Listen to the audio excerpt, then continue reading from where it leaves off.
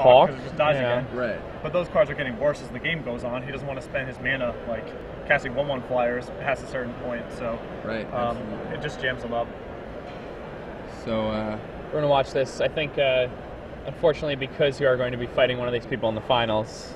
I'm going to peace out. I'll let you guys do this. I'm going to go, relax and use the men's room and whatnot. yeah. All right, congratulations on being in the finals. I'm Psych psyched. up. Thanks, appreciate it. Yeah, great Really to see you. excited about watching We'll you see you in the battle. top. We'll see if the 20-minute red deck makes it all the way. All right. Thanks, fellas. All right, take care, Patrick. Thanks for chatting with us. Thanks for stopping by. All right, and so That was Patrick Sullivan. that was Patrick Sullivan telling us about how he just advanced to the finals of this tournament. I'm Jacob Van Lunen. I'm here with Gavin Verhey. We're watching the semifinals of the Star City Games Standard Open Series in Edison, New Jersey. Right now, the semifinal match between John Sukenik and Mike Eisenhauer, also known as Meisenhauer. John looks to be up a game here. He probably...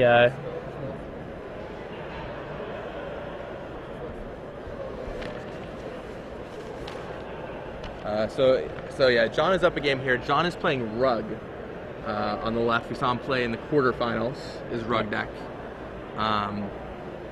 He played it pretty handily. He's up a game. He seems to be playing his deck really well. He's Watch Wolf on Magic Online, followed by two numbers which I can't remember. It might be Watch Wolf 22, I'm not totally sure. And he knows what he's doing. He's played a lot of this deck. And on the right, Mike Eisenhauer, who's played a ton of blue-white, been a big proponent of the blue-white, no tectonic, no red, all tectonic edges all the time. And we'll see how far it carries them. The winner of this match will have to play against Patrick Sullivan's mono red in the finals. And Jonathan put both cards at the bottom. So sick that Mike's this deep. This has been a really exciting topic to watch. I mean, just how the decks have played out, and it's kind of interesting to see that, the decks that aren't Caw-Blade that made top 8 have been able to advance through the storm of Caw-Blade decks. We have at least mono red in the finals. Rug is at least in the semifinals, and could potentially be in the final matchup as well. So, Jonathan considering which land he wants to play here. Ends on Scalding Tarn.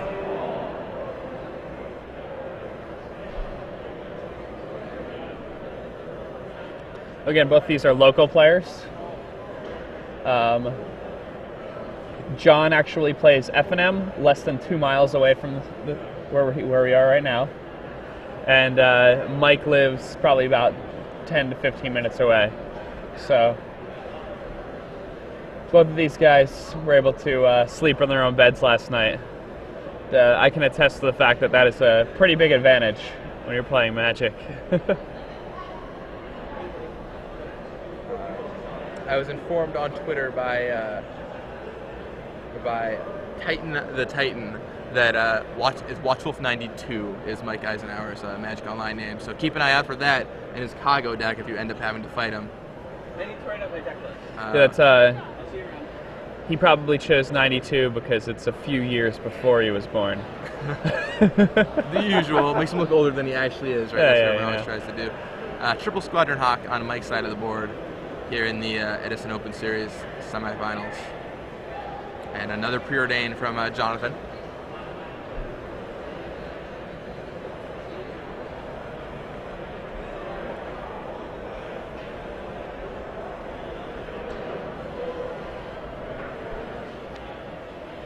Now John's list looks so tight. Every time we've been watching him play, it's just been working beautifully for him. I mean, both these players' lists seem awesome. Like Jonathan's carefully crafted. He's got some Inferno Titans to match up for this weekend. He has, he obviously is playing his deck very well and has made some small modifications for the metagame. Mike is I think these tectonic edges are really important. I've tweaked my sideboard a little bit. He has a bunch of ousts in his sideboard, I believe, which are great in this matchup. And I'm sure they've both put a lot of time in. We had Mike in the booth yesterday, and he was just, after he won his last round match, and he was so happy to make top 8. His hands are still trembling. His opponent had to whiff on a summoning trap for him to make it there. Yeah. And when he whiffed, he looked ecstatic. It's about as good as it gets, right? Yeah, whiff on summoning trap to make top 8 of the Star City Games Open Series. That is a good feeling. Not for the player who whiffs, however. That is a much worse feeling. Not such a good feeling for them.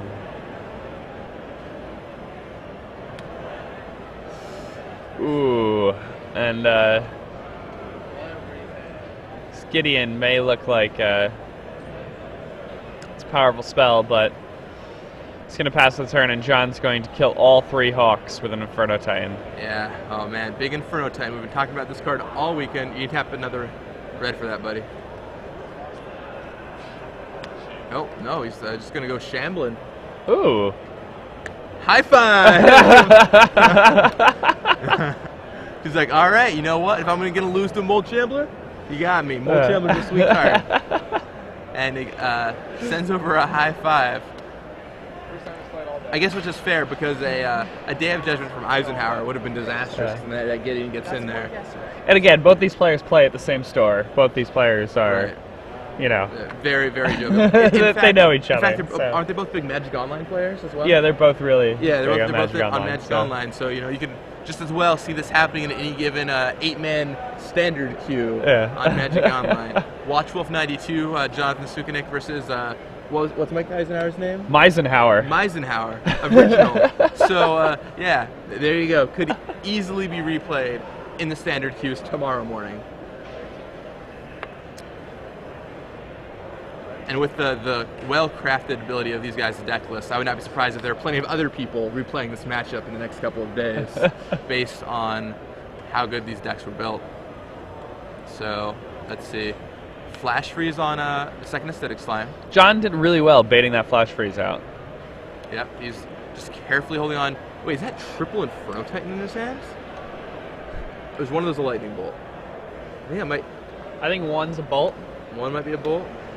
Man, they all look like they've got that flaming halo of Inferno Titan goodness. But it is unclear. I think there are at least 2 Inferno Titans sitting there, though. That's Jonathan's endgame for sure. So he activates Colin Head, and is going to attack for 6. 6 points of damage. Dropping Jonathan down to a lowly 3. And he's considering ousting here. No, and he just decides to pass back. Mike could take this game. Yeah, I mean, that Colonnade is going to be enough to do it, even if he drops Inferno Titan here. With that Inferno Titan earlier to clear off those Squadron Hawks, he's now in range of that Celestial Colonnade.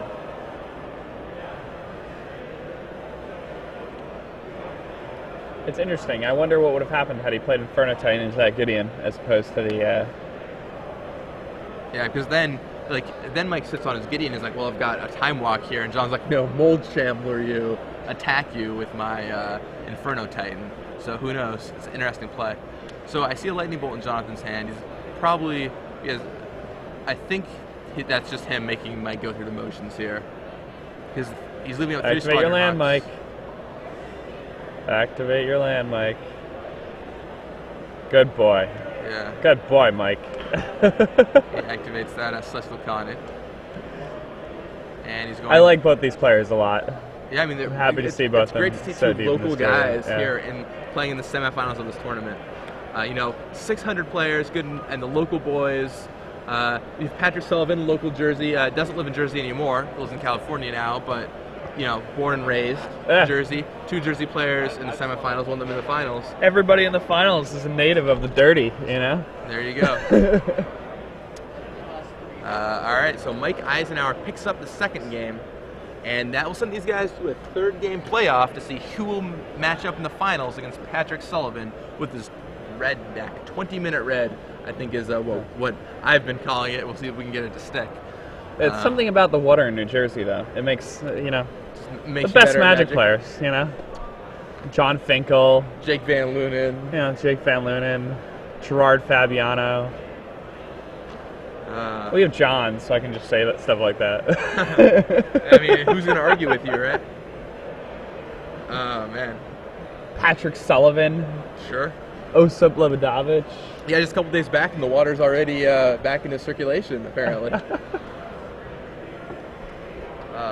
What an exciting top 8. These games have just been back and forth, interesting battles. See both players calling each other cabbage.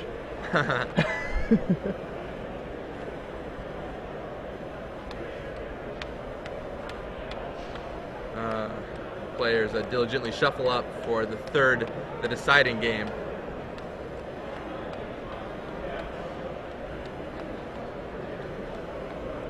This is so exciting.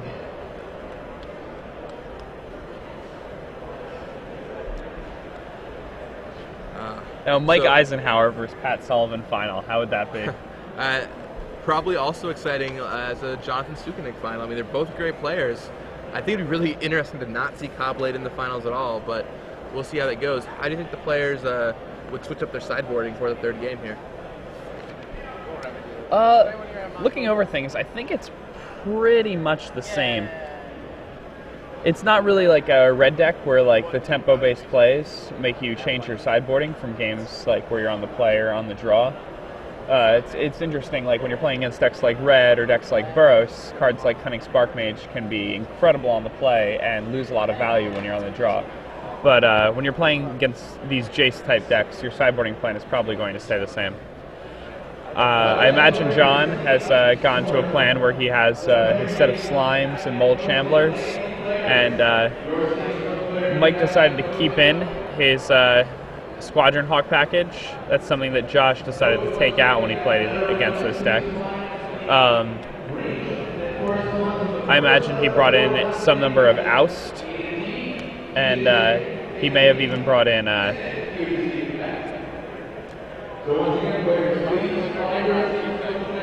some more counter spells. So if he's bringing in Flash Freezes and so he's probably bringing in Flash Freezes and Oust. That would be my guess. All right. Well, players, I'm sure they're all thinking about anything they want to change now, but you know they know it's locked in. And he's probably taking out his Spell Pierces.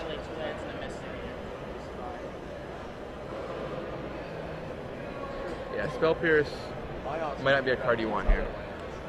He's probably taking out his Baneslayer.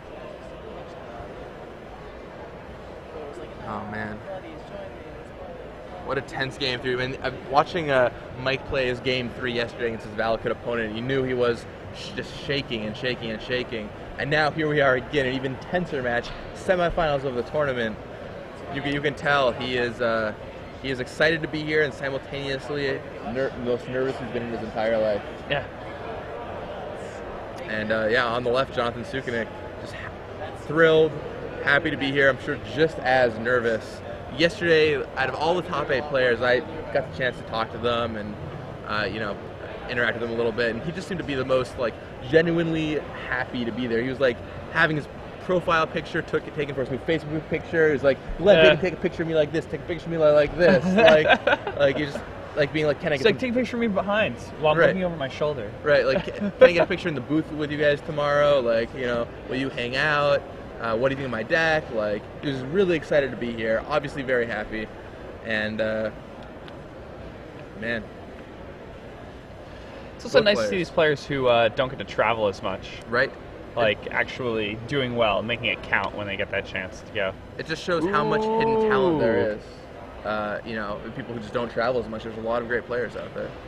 John kept a 1-lander after mulliganing. His Preordain got him there, but... And Preordain from Eisenhauer. It's dangerous to get stuck on 2 here. Yeah, I mean, especially a deck where that wants to ramp his mana as much, you know? You just can't afford to do that. As far as other cards that Mike might have taken out of his deck, I imagine he probably shaved a day out of his deck. I'm not quite positive.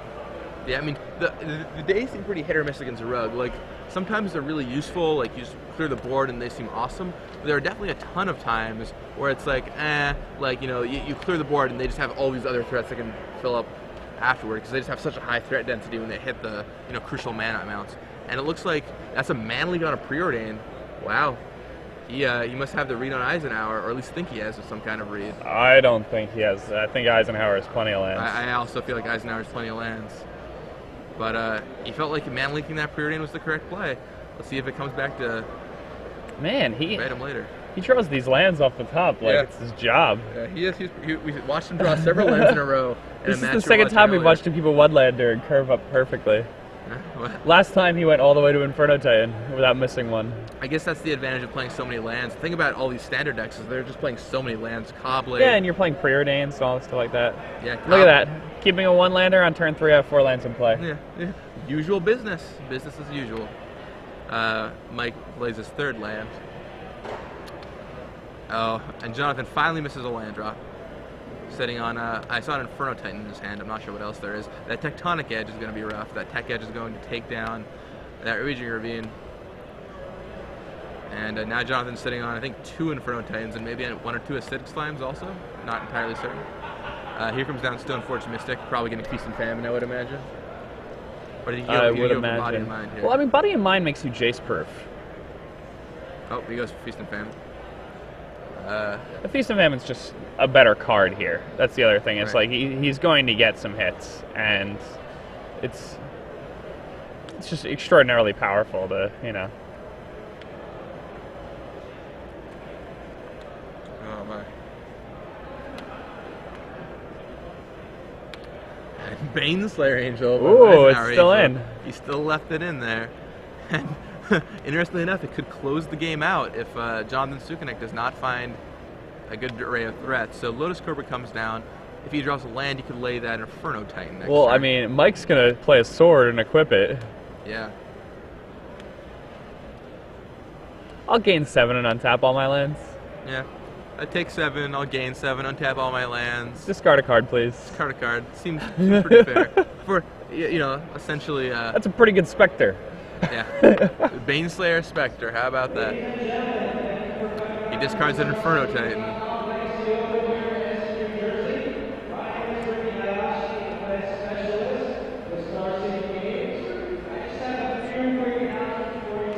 Bounces Lotus Cobra.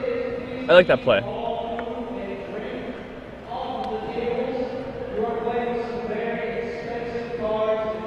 And cracks Misty Rainforest. In the background, Ricky Ayashi announcing the beginning of the Legacy Open. We'll switch to Legacy as soon as the standard portion is finished.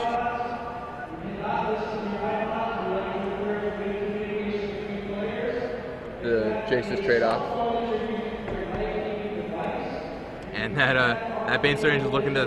Oh, there it is! There's the hand! Yeah. Mike Eisenhauer goes all the way to the finals. So we will see Eisenhauer fighting in the against finals. Ken Patrick Sullivan slice through 3 Cobblade decks in the top 8. Or will Cobblade, the story of the tournament, take everything down?